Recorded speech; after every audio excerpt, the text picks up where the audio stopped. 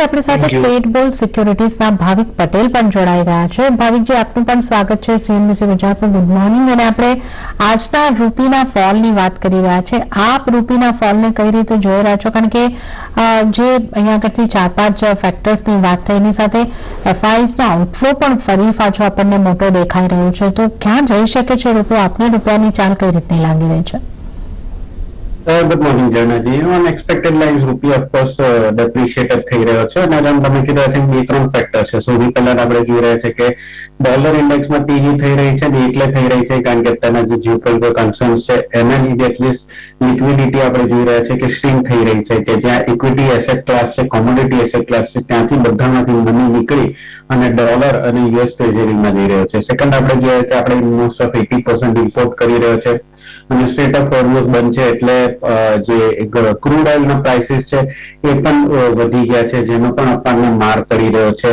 અને ત્રીજું આપણે જોઈ રહ્યા છે કે અત્યારે કારણ કે જીઓપોલિટિકલ કન્સર્ન્સ છે એટલે ઇક્વિટી માર્કેટ બધા મારી રહ્યા છે, એટલે એફઆઈએસ નો આઉટફ્લો થઈ રહ્યો છે, જેના લીધે અગેન રૂપી પર પ્રેશર છે. એટલે બધું એક લિંક્ડ જ છે અને ઓવરઓલ મને લાગે છે કે અહીંયાથી રૂપી જે છે 93.20 સુધી પણ ઉપરમાં જઈ શકે છે. એટલે હાલ અત્યારના કોઈ સંજોગોમાં એપ્રિશિએટ થાય એવું દેખાઈ નથી રહ્યો. આઈ થિંક ડેપ્રિસિએશન જ રહેશે અને મને નથી લાગતું કે હમણાં શોર્ટ ટર્મ માટે આઈ થિંક 94 પહેલા આરબીઆઈ ઇન્ટરવીન કરે, કારણ કે જે આપણે સિચ્યુએશન છે ફ્લુઇડ છે, હજી ખબર નથી કે ક્યારે આ વોર જે છે પતવાની છે.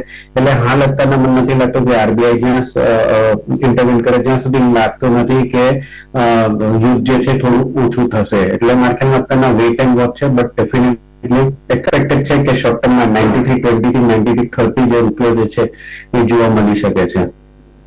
ઓકે, તો 93.30 સુધીના લેવલ્સ પર આપણને રૂપિયાની અંદર દેખાઈ શકે છે. તો આપણે અહીંયાથી રૂપિયાની ચાલની ખાસ વાત કરી છે. તો રૂપિયાની આપણે વાત કરી રહ્યા હતા તો ક્રૂડનો ઉછાળાનો પણ અહીંયા આગળથી ઉલ્લેખ આવ્યો અને ક્રૂડ માટે મોટો ચિંતાનો વિષય સ્ટેટ ઓફ હોર્મુઝ બંધ થવાના કારણે અહીંયા આગળથી બની રહ્યા છે અને એને કારણે ક્રૂડ ઓઇલમાં ઉછાળો આગળ વધતા બ્રેન્ટના ભાવ 82.94, એટલે હવે તમે કહી શકો કે 83ના નજીક બ્રેન્ટ પહોંચી ચૂક્યું છે. આપણે જે રીતે વાત કરી સ્ટેટ ઓફ હોર્મુઝ બંધ થવાથી સપ્લાયની ચિંતાએ કિંમતો અહીંયા આગળથી આપણને જબરદસ્ત વધતી જોવા મળી રહી છે. નાઇમેક્સને જોઈ લો, $76 તરફ આગળ વધી રહ્યું છે 1.65%ની મજબૂતી સાથે 75.79 પર અને ક્રૂડ MCX 7000ના સ્તરને પાર.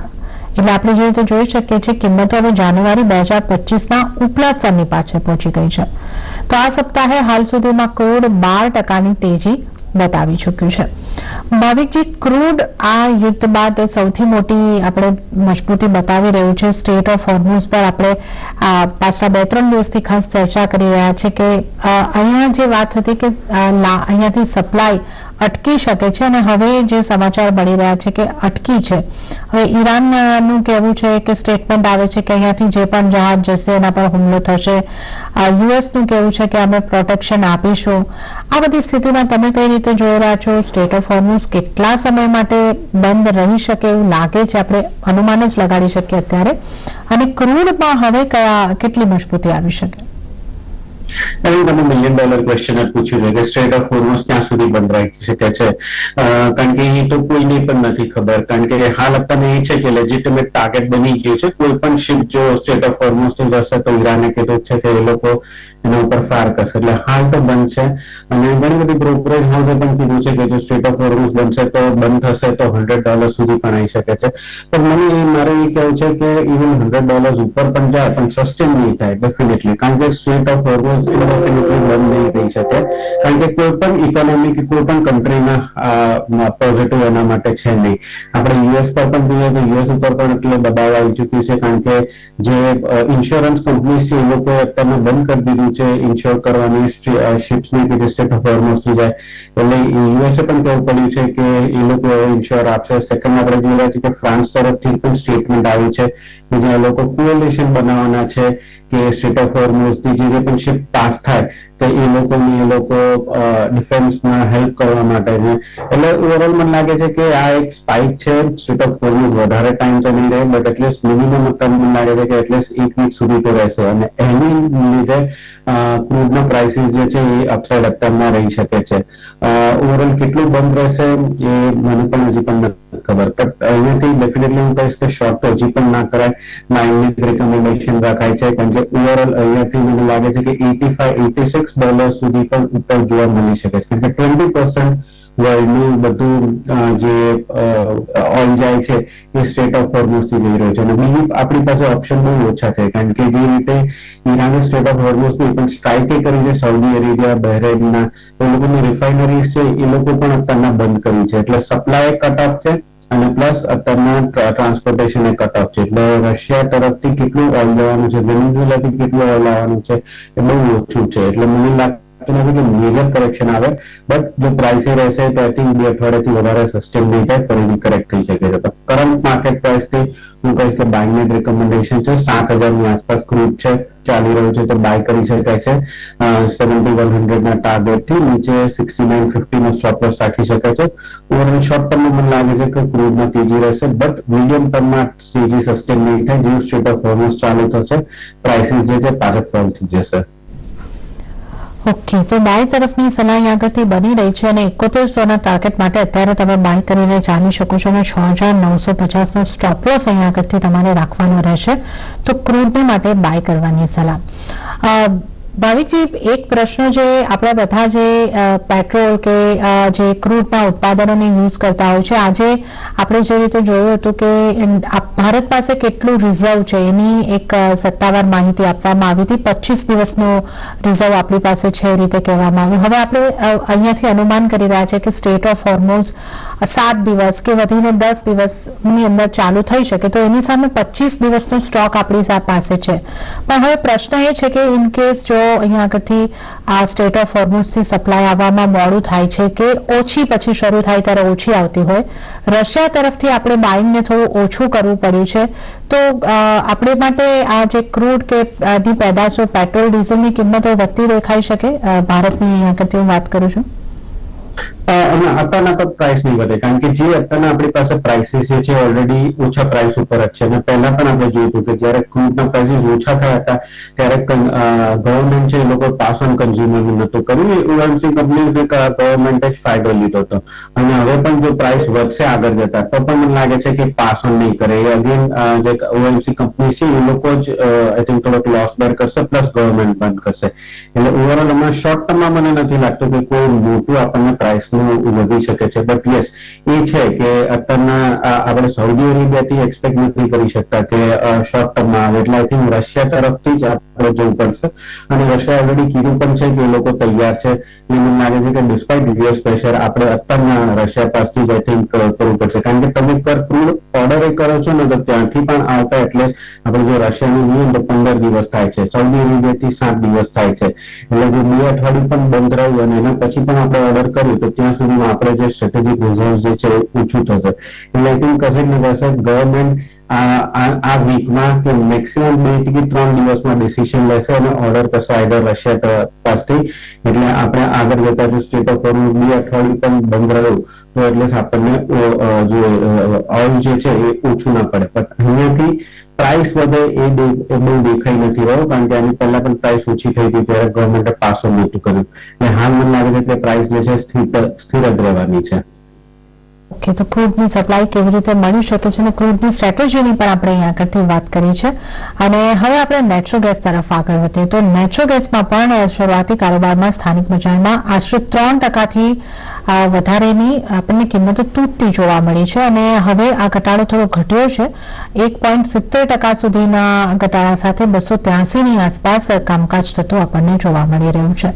જોકે યુરોપમાં નેચરલ ગેસની કિંમતો આશરે 10% જેટલી વધી હતી. આ નેચરલ ગેસને આપ કઈ રીતે જોઈ રહ્યા છો ભાવિકજી, અને આ બધાની અસર જે યુદ્ધની સ્થિતિઓ બની છે એની અસર નેચરલ ગેસ પર કઈ રીતે આવશે?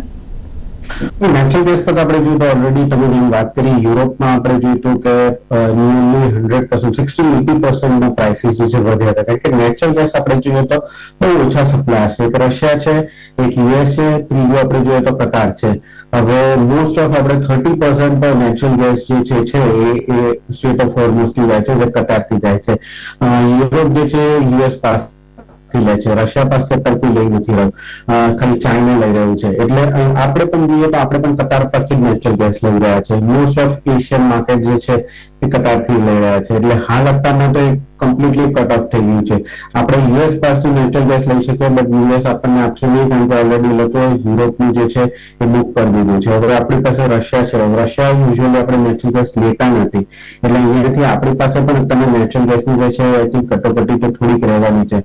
પોઝિટિવ એ છે કે આપણે એટલા બધા ડિપેન્ડન્ટ નથી નેચરલ ગેસ જેટલા પાકિસ્તાનમાં એટલું છે, કેમ કે આપણે મોસ્ટ ઓફ જે ઇલેક્ટ્રિસિટીની જે છે એ વધારે ક્રૂડ થી છે, નેચરલ ગેસ થી નથી એટલું બધું હોતું. બટ ઓવરઓલ મને લાગે છે કે નેચરલ ગેસના પ્રાઇસીસ જે છે જ્યાં સુધી સ્ટેટ ઓફ હોર્મુઝ બંધ છે ત્યાં સુધી નેચરલ ગેસના પ્રાઇસ જે છે તેજી રહેવાના છે. બહુ મને મોટી કરેક્શન નથી દેખાતું. મે બી 300 થી 310 સુધીનું પણ લેવલ જે છે નેચરલ ગેસ મળી શકે છે. હાલ અત્યારે 283 ની આસપાસ ચાલે છે. 288 ના ટાર્ગેટ થી બાય કરી શકાય છે. 277 નો સ્ટોપ લોસ રાખી શકાય, અને મે બી 300 ની સ્પાઇક પણ જોવા મળી શકે છે નેચરલ ગેસમાં. ઓકે, તો બાય કરવાની સલાહ નેચરલ ગેસ માટે 288 ના ટાર્ગેટ, 277 નો સ્ટોપ લોસ અને એક 300 અને એની ઉપર 310 સુધીના ટાર્ગેટ પણ તમને બનતા જોવા મળી શકે છે. તો હાલ પહેલો ટાર્ગેટ 288 માટે બાય કરીને તમે ચાલી શકો છો. તો ક્રૂડ અને નેચરલ ગેસની આ યુદ્ધની પરિસ્થિતિઓમાં કેવી રીતની સ્ટ્રેટેજી રાખવી એની આપણે વાત કરીએ, અને હાલ લઈશું નાનકડો બ્રેક, અને બ્રેક બાદ સોના ચાંદી તેમજ અન્ય કોમોડિટીઝની ચર્ચા સાથે આગળ વધીશું.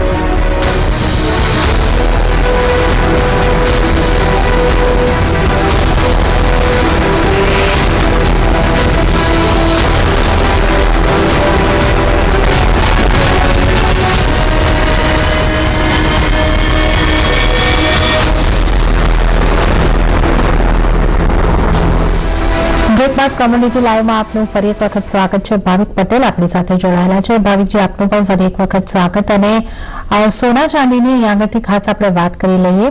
આપણે જે રીતે જોયું કે ગઈકાલે સોના ચાંદીમાં એક ડ્રોપ આવ્યો, પણ હવે આપણે જોઈ રહ્યા છે કે આજના દિવસે મજબૂતી સાથેની શરૂઆત ફરીથી સોના અને ચાંદીની અંદર થતા આપણે જોઈ રહ્યા છે. સોનું 1.36% જેટલું મજબૂત થઈને 1.63,294 પર, અને ઇન્ટરનેશનલ માર્કેટમાં પણ જો વાત કરીએ તો 5,163 ઉપર કામકાજ કરી રહ્યું છે. અને ચાંદીમાં પણ મજબૂતી સાથેનું જ કામકાજ થતું આપણને જોવા મળી રહ્યું છે. MCX ઉપર જો આપણે ચાંદીની વાત કરી લઈએ તો ચાંદીમાં પણ એક સારી મજબૂતી આપણને જોવા મળી રહી છે. ડોલર ઇન્ડેક્સની મુવમેન્ટથી આપણે સોના ચાંદીની અંદર મજબૂતી જોઈ રહ્યા છે કે કયા કારણો તમે જોઈ રહ્યા છો, અને આ જીઓપોલિટિકલ ટેન્શન્સની વચ્ચે સોના અને ચાંદીમાં કેવી રણનીતિ રાખવી જોઈએ?